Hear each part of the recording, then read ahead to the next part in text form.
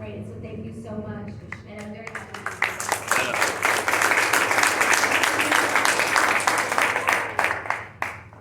So really briefly, right after Kim, we were to opening prayer and pledge allegiance. So I really We did the pledge. We're rocking and rolling right now. We're ahead of the game. So we're rocking and rolling. So we're back to Joe, actually. We can kick it off, guys.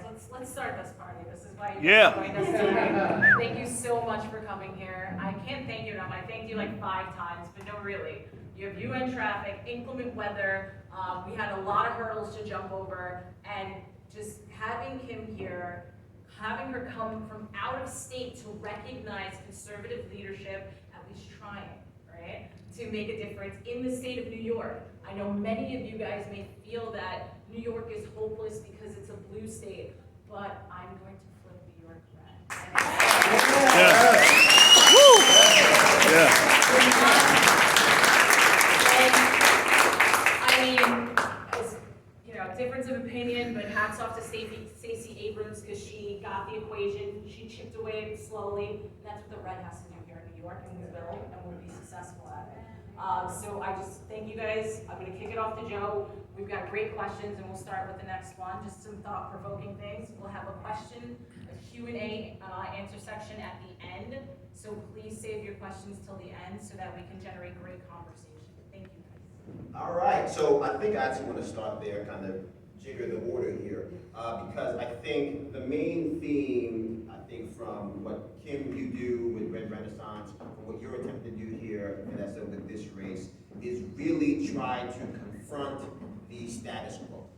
This thinking that says that Black communities, minority communities, the data tells us that they are a captured constituency. That means that every registered Black new voter effectively translates into a 1-to-1 conversion for the Democratic Party. So I think for me the question becomes, going everywhere that we need to go knock on those doors, talk to us about why, from your perspective, Kim, I'll start with you and then I'll come to you, Vanessa, why it's so important, how it has been effective, because I would remind people, there are so many Democrats who either don't vote because they don't think it works, or they vote Democrat because no one has knocked on their door and told them they had another option. So Kim, I want to start with you and then Vanessa get to you as well. Yeah, no, thank you so much too. Also representing Red Renaissance. Just so you guys know, I have a pack. Because of what we went through this entire year of running, we wanted to make sure that we supported candidates all across the country that wasn't getting the support of the GOP, because that definitely happened for us. And so we were happy to welcome Vanessa into our pack. So it's so far so good. We're really excited about it. But for us, you know, when we started going knocking on doors in West Baltimore, it was interesting because, of course, we're asking people for their vote, and we would ask, like, you know, you've been voting for Democrat for a very long time, we get that, but what can we do to persuade you to vote for a Republican? And many people would say, you're the first Republican I've ever met. And so if we don't show up, if we don't show up in these areas, of course, we're not giving them an option, right? And so a lot of times, we're not even on the ballot. And so when you hear people saying that Black people are brainwashed, or they're on this Democrat plantation, or they don't know how to get off of it, that's not exactly true. In many of these inner city areas, they're not given a Republican option at all. So what do you expect them to do? And then when you go and, you know, if you're asking for their vote, we were told so many times, don't even spend or waste any time in areas like West Baltimore, where we filmed that video, believe it or not. Because they said, they're gonna vote Democrat, so don't do it. Believe it or not, West Baltimore, for the first time in history, that part of the city flipped red. They voted for myself and President Trump. Yeah. Woo! Yeah. So it's going to take time chipping away, but that's literally all we have to do is show up. Because they know what's going on. They see it, right? Not everyone's claiming that it's racism. Most people will say it is classism, and we get it. And so if we just go into these neighborhoods and talk to people and help them understand, something that we were pushing, you know, hard was school choice. And we would explain to them what that meant. And I would say to some of the moms, like, look, your son loves to play basketball. His team doesn't have a basketball team. Wouldn't you love to send your son to a school with a basketball team so he can go and live out his dreams? And that's what it's about, letting them know exactly where we stand and what we stand for. And that's, you know, basically just us showing up. RNC, I have to be honest. We ran for an entire year. President Trump even endorsed us, helped us raise lots of money. Rush Limbaugh, he helped us raise $1 million, about 8. And they still did not get behind us. They said, Kim doesn't have a shot. We're not going to waste our time. But in these areas, if you don't start chipping away, like Vanessa mentioned, Stacey Abrams was chipping at Georgia for 10 years. And now it's turned purple. Like, look at Texas. Right? They are making their moves. And so for us to just, throw our hands up and say, well, they won't vote for us. We got to fight it out. And that's why I'm so glad that so many people are, because it's that important. Absolutely. And I think to that point, it's very clear that they're chipping away at us little by little. You look at the margin of victory in Texas just 4 years ago to now, those margins have eroded, they've gone away. You look at the margins in places like, to your point, when you start looking at what we're doing in Florida, these margins are eroding. I think we have to start chipping away at where they live. And so Vanessa, talk to us about that challenge, but also, if you mind, touching on what Kim talked about, because there's so many candidates of color that put on that hat, that decide they want to be Don Quixote, they're going to get on the back of the horse, they're going to go tilting at the windmill that people say can't be killed, they're giants, and then they get no support. They get no money, they get no airtime, they get no face time, and they leave the process so distraught. We're so grateful that Kim is still in the fight and working to empower others like you, but talk to us about maybe the challenges that you face and also why you're so committed and convinced that you can get across the finish line first in this coming election. No, absolutely, thank you. And great response, guys. It's more about broadening our messaging as the Republican Party. We're especially with my district.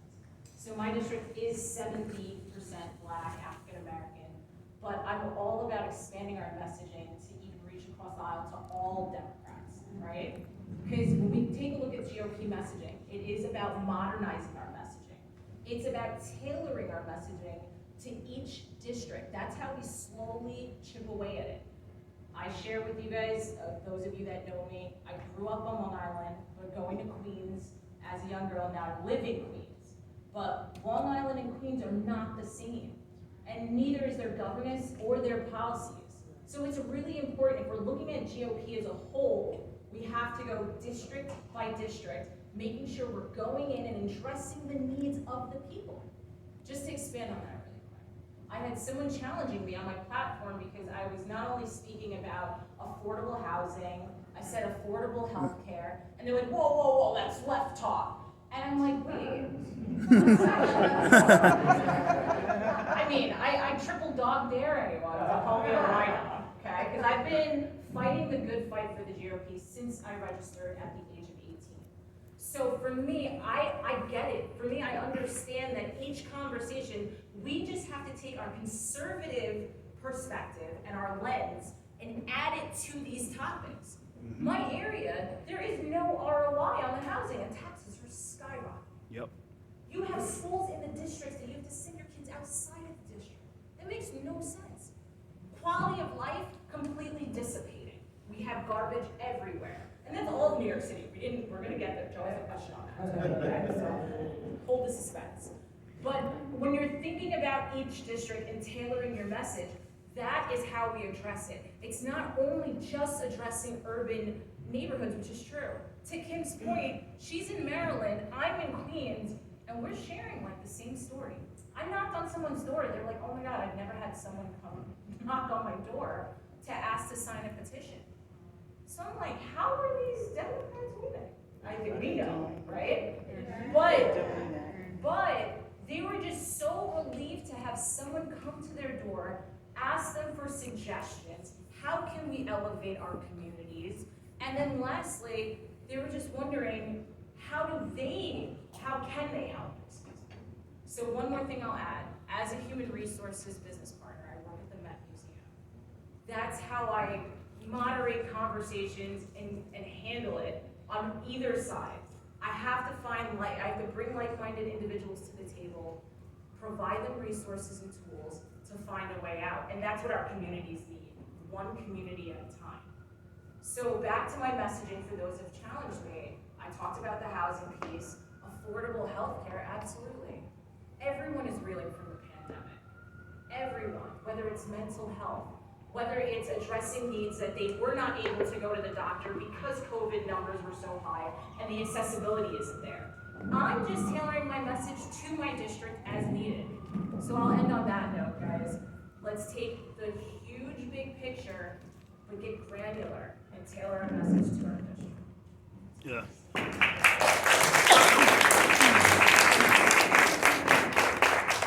So I want to pivot maybe to a specific issue, right? We talk about school choice, right? We talk about education in particular. I think that to me, education, to the extent there is a silver bullet, there is a silver bullet in education. I think that on some basic level, we try to make things too complicated as Republicans. I think we should just be able to show up and say, is your child reading at grade level or no? Are they doing math at grade level or no? And if not, what are the policies that get them to get at grade level, and who is stopping those policies from being? And I think that if we try to get away from these labels, I think it makes it a lot easier for people to get on board with our message. And so Kim, I'll start with you. As we go through this process of trying to get what seems to us like an obvious message across to these communities, right? To say that, look, 41% of all the high school students in Baltimore have a grade point average below a 1.0. There are some schools where there was a kid who had a GPA, what was it, 0.13 GPA, and he was in the top 50% of his class. So if we're sitting here saying, you're mad because President Trump said no human would want to live here, but perhaps we should be more concerned about the fact that you are content with subjecting children to the fact that they have no future. How do we get communities to just accept that at face value and disregard the color of the tie or the letter in front of the person's name on their voter registration? Yeah, so great question. To me, that's child abuse, right? I mean, if we're not educating our kids at all, then they wonder why they end up on the street and gangbanging. I mean, what else do you expect them to do, right? At that point, they're in survival mode. I say by the time they get to the police, because we hear all the time, Black Lives Matter, police, brutality. By the time they get to the police, we've already failed them, right? And a lot of it does start at home. That kid that you talked about, he had a 1.13 GPA. They had only passed 4 classes, but somehow he was already in the 11th grade. It was very strange. But, a lot of us had questions, way beyond that. Number one, how did he get through the system?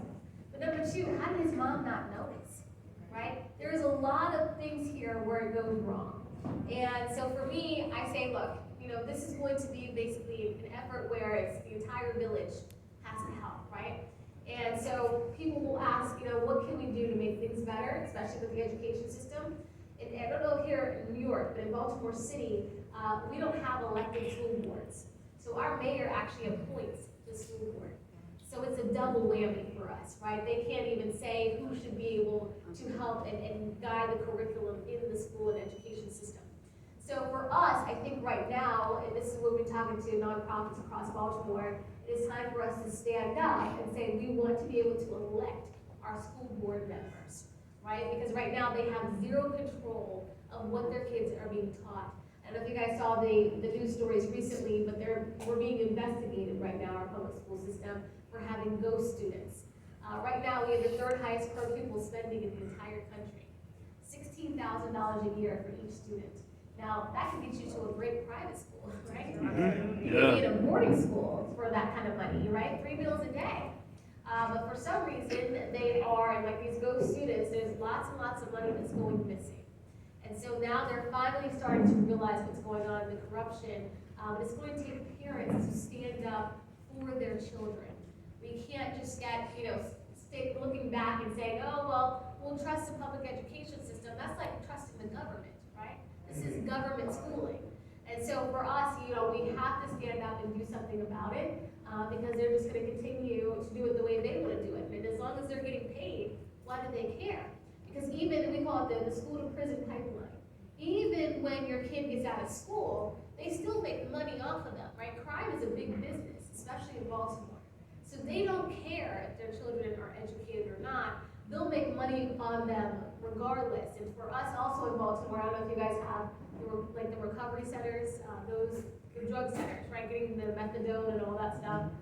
So our city makes money off of that too.